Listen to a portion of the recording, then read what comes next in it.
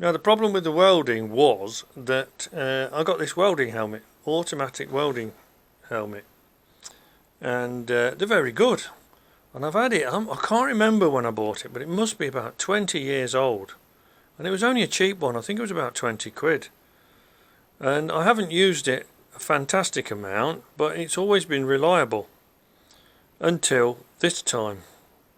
Now, the problem with it this time was that it worked perfectly once and it darkened. But the trouble was then, to get it to lighten up again, I had to look up at the lights. If you look up like that, and then it would lighten again, and you look back down and you can do your next weld. So I could live with that for a bit, but then it got worse and worse, that it took longer and longer to clear until it just didn't clear. So then I was sort of guessing where the thing was when I started to weld, and that's why some of the welds are not so good. So anyway, I stuck with it, and then I did what you have to do in these things, and you go and Google it. And then I found out that these things have actually got batteries in, and I never realised that. I always took it for granted that it was the sensor where it got its power from or whatever. But they do have batteries in it, and somebody had took one apart. So I took mine apart. Look, that's it up there, and this is it down here. Get rid of that. Exhibit A.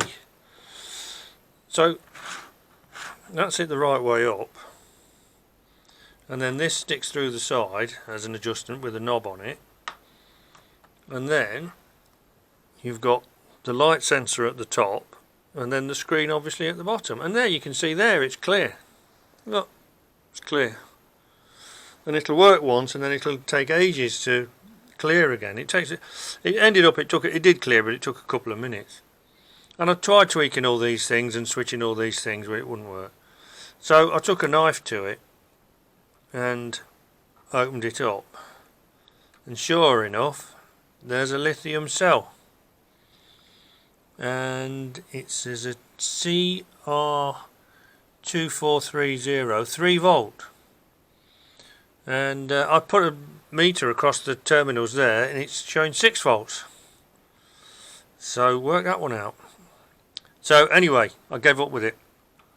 I thought, well, if that battery was showing nothing, I'd have said it was the battery, but say it was 20 quid about 20 years ago, £1 a year it's cost me.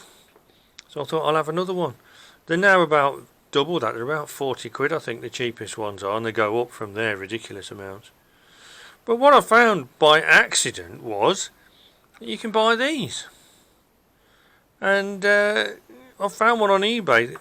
They're £7.50, and these are virtually a standard size. I think it's 110 mil by 90, and they're all virtually the same format.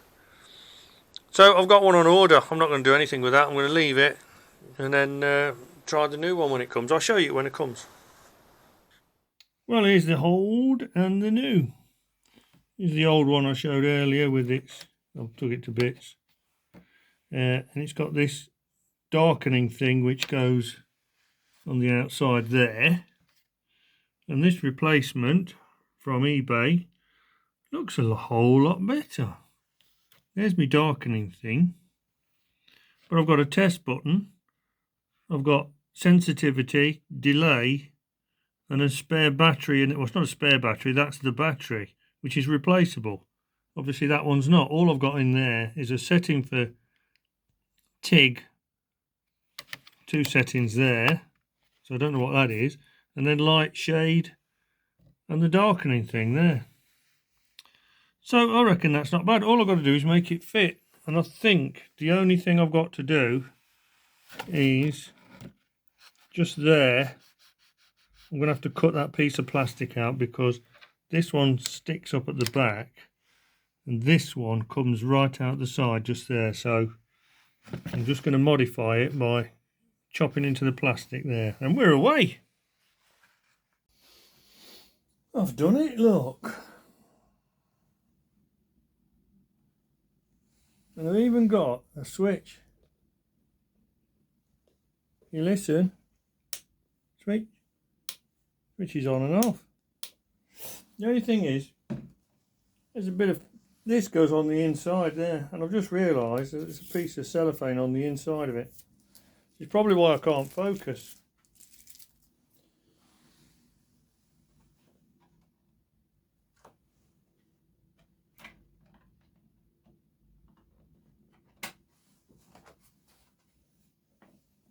That's better.